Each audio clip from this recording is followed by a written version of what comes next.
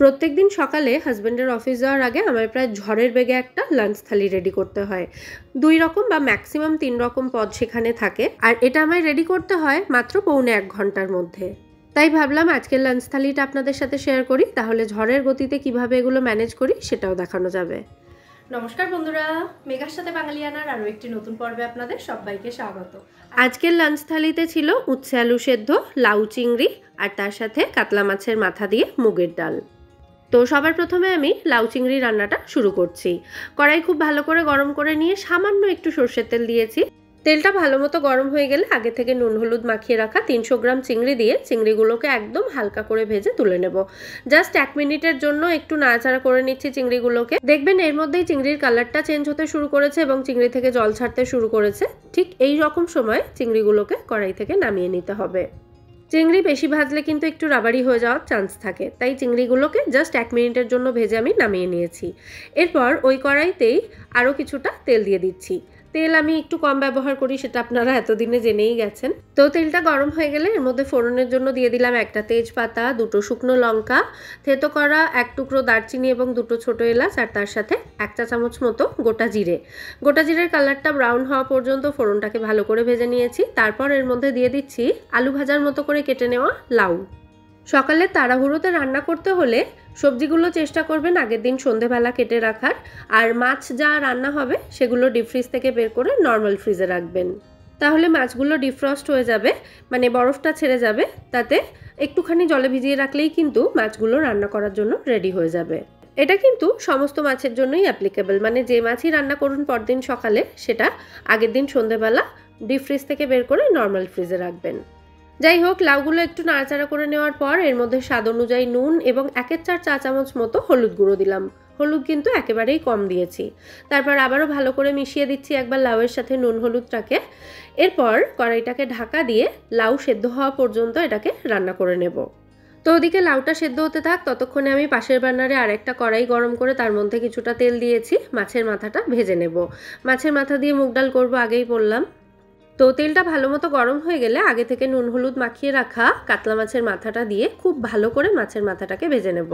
মাছের মাথা দিয়ে যে কোনো রান্না করার সময় কিন্তু মাছের মাথাটাকে খুব ভালো করে ভাজতে হবে, তা না হলে একটা আষ্টে গন্ধ থেকে যায়, সেটা কিন্তু খেতে মোটেই ভালো লাগবে না।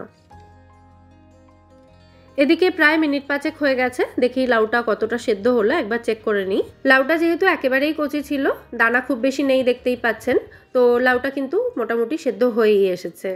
তো এই সময় আমি এর মধ্যে বেশ কিছুটা চেরা কাঁচা লঙ্কা দিয়েছি, অবশ্যই যে যার স্বাদ অনুযায়ী ঝালটা কমিয়ে বা বাড়িয়ে দেবেন। আর ভেজে রাখা চিংড়ি মাছগুলো দিয়েছি। তারপর আবারও সমস্ত উপকরণ খুব ভালো করে নাড়াচাড়া করে মিশিয়ে দিচ্ছি। দেখতেই পাচ্ছেন লাউ থেকে কিন্তু বেশ খানিকটা জল ছেড়েছে, এখনও জলটা পুরোপুরি শুকায়নি। তো এবার এটাকে ভালো করে নাড়াচাড়া করে ঢাকা দিয়ে মিডিয়াম ফ্লেমে রান্না করব যতক্ষণ না লাউয়ের জলটা পুরোপুরি শুকিয়ে যাচ্ছে। তো এটা এদিকে হতে থাক, ওদিকে দেখি মাছের মাথাটা ভাজা হলো কিনা।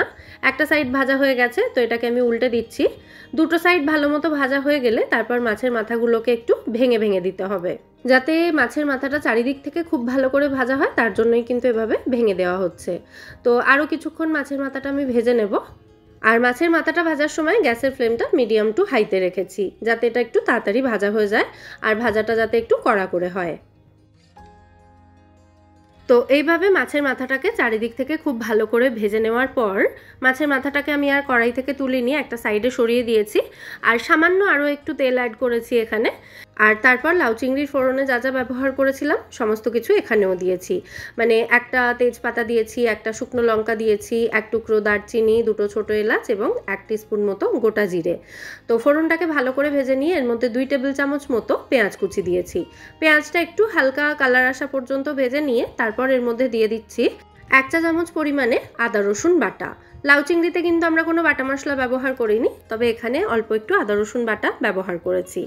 আর আদা রসুন বাটার সাথে এর মধ্যে দিয়ে দিলাম অর্ধেকটা টমেটো ছোট ছোট টুকরো করে কাটা, আর স্বাদ অনুযায়ী কাঁচা লঙ্কা কুচি। সমস্ত উপকরণ ভালো করে একটু কষিয়ে নিয়ে তারপর রেগুলার যে গুঁড়ো মশলাগুলো থাকে, মানে স্বাদ অনুযায়ী নুন, অল্প একটু হলুদ গুঁড়ো, একটু লঙ্কার গুঁড়ো, একটু জিরে গুঁড়ো এবং একটু ধনে গুঁড়ো, সবই 1/2 টিস্পুন করেই দিয়েছি এখানে। তারপর আবারও সমস্ত উপকরণ ভালো করে মিশিয়ে মশলাটা একটু কষিয়ে নিয়ে মাছের মাথাটাও এর সাথে মিশিয়ে দেব, যাতে মাছের মাথাটাও ভালো মতো কষানো হয়ে যায়। তো একটা বার্নারে লাউ চিংড়ি হচ্ছে, একটা বার্নারে মাছের মাথা দিয়ে মুগ ডালটা হচ্ছে, আর মাঝখানের বার্নারে আমি উচ্ছে এবং আলু সেদ্ধ করতে বসিয়েছি। উচ্ছে আলুটা প্রেসার কুকারেই সেদ্ধ করতে বসিয়েছি যাতে একটু তাড়াতাড়ি সেদ্ধ হয়ে যায়। আর ওই একই প্রেসার কুকারে উচ্ছে আলুর আগে আমি কিন্তু ডালটা সেদ্ধ করে নিয়েছি জাস্ট একটা হুইসেল দিয়ে। সোনা মুগ ডাল নিয়েছিলাম, আর ডাল আমি শুকনো কড়াইতে ভেজেই স্টোর করি, সেই জন্য এখন আর ভাজার প্রয়োজন হয়নি। ডালটা ধুয়ে ডিরেক্টলি প্রেসার কুকারে একটা হুইসেল দিয়ে সেদ্ধ করে নিয়েছি। বড় দানার কোনো মুগ ডাল হলে ডালটা কিন্তু 2 থেকে 3টে হুইসেল লাগে সেদ্ধ করার জন্য। আর মুগ ডালটা সেদ্ধ করার সময় আমি এর মধ্যে সামান্য একটু নুন এবং হলুদ গুঁড়ো দিয়েছিলাম। তো মাছের মাথাটার সঙ্গে মশলাটা ভালো করে কষানো হয়ে গেলে এর মধ্যে সেদ্ধ করে রাখা ডালটা দিয়েছি। পুরো ডাল সিদ্ধটা দিইনি, আমার মনে হচ্ছিল একটু বেশি হয়ে যাবে, সেই জন্য এক্সট্রা যেটা রয়েছিল সেটাকে আমি রেখে দিয়েছিলাম ফ্রিজে। তো সেদ্ধ ডালটা দেওয়ার পর কিছুটা গরম জল দিয়ে ভালো করে মিশিয়ে নিয়ে কড়াইটাকে ঢাকা দিয়ে ওটাকে মিনিট 5 রান্না হতে দেবো। আর এদিকে এতক্ষণে আমাদের লাউ চিংড়িও কিন্তু অলমোস্ট রেডি হয়ে গেছে। তো এবার এর মধ্যে ভাজা জিরে এবং শুকনো লঙ্কার গুঁড়ো দিয়ে দিলাম 1/2 টিস্পুন মতো। মানে গোটা জিরে এবং শুকনো লঙ্কা শুকনো কড়াইতে ভালো করে ভেজে গুঁড়ো করে ব্যবহার করেছি এখানে। 1 পিঞ্চ মতো গরম মশলা গুঁড়ো দিয়েছি, স্বাদ অনুযায়ী একটু মিষ্টি দিয়ে দিচ্ছি, এখানে জাগরি পাউডার দিয়েছি আমি, আপনারা চিনিও দিতে পারেন। দিয়ে ভালো করে সমস্ত উপকরণ মিশিয়ে দিচ্ছি। নামানোর আগে সামান্য একটু ধনেপাতা কুচি আর 1/2 টিস্পুন মতো ঘি দিয়ে ভালো করে মিশিয়ে গ্যাসের ফ্লেমটা অফ করে এটাকে ঢাকা দিয়ে কিছুক্ষণ স্ট্যান্ডিং টাইমে রেখে দেবো, তারপর সার্ভ করব। আর এতক্ষণে হয়তো ডালটাও রেডি হয়ে গেছে। তো দেখি ডালটা কি অবস্থায় রয়েছে। মোটামুটি 4 থেকে 5 মিনিট মতো এটাকে আমি ফুটিয়ে নিয়েছি। একবার ভালো করে নাড়াচাড়া করে মিশিয়ে দিচ্ছি।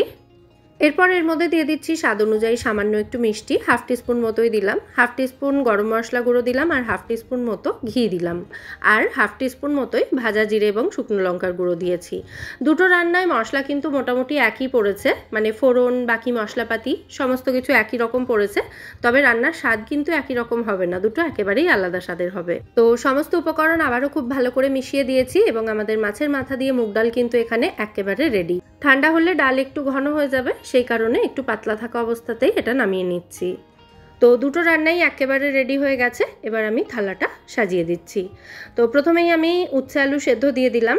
5টা উচ্ছের সঙ্গে অর্ধেকটা আলু দিয়েছিলাম এখানে, তার মানে বুঝতে পারছেন আলু একেবারেই কম পরিমাণে দেওয়া। তো সামান্য একটু নুন এবং কয়েক ফোঁটা সর্ষের তেল দিয়ে উচ্ছে এবং আলুটা মেখে নেওয়া। এর সাথে একটা বাটিতে লাউ চিংড়ি সার্ভ করেছি, আর একটা বাটিতে মাছের মাথা দিয়ে মুগ ডালটা সার্ভ করছি। দুটো রান্নার স্বাদই কিন্তু জাস্ট ফাটাফাটি হয়েছিল। আর এর সাথে রেখেছি 1 বাটি সালাড, যেটা ভীষণ জরুরি প্রত্যেকটা লাঞ্চ থালির সাথেই। লাউ চিংড়ি রান্নাটায় কিন্তু ধনেপাতার ব্যবহার অবশ্যই করবেন, কারণ লাউয়ের সঙ্গে ধনেপাতার যুগলবন্দি কিন্তু ভীষণ ভালো হয়। তাহলে সমস্ত টিপস অ্যান্ড ট্রিক্সের সাথে আজকের এই লাঞ্চ থালির আইডিয়াটা, রেসিপিগুলো সহ আপনাদের কেমন লাগলো সেটা কিন্তু অবশ্যই কমেন্টে জানাবেন। ভালো লাগলে ভিডিওটাকে বরাবরের মতো একটা লাইক এবং শেয়ার করে দেওয়ার অনুরোধ রইল। আবার দেখা হবে আপনাদের সঙ্গে পরের পর্বে নতুন কোনো রেসিপির সাথে। আজকের মতো এখানেই বিদায় নিচ্ছি। সবাই সুস্থ থাকবেন, ভালো থাকবেন এবং সবাইকে খুব ভালো রাখবেন। নমস্কার।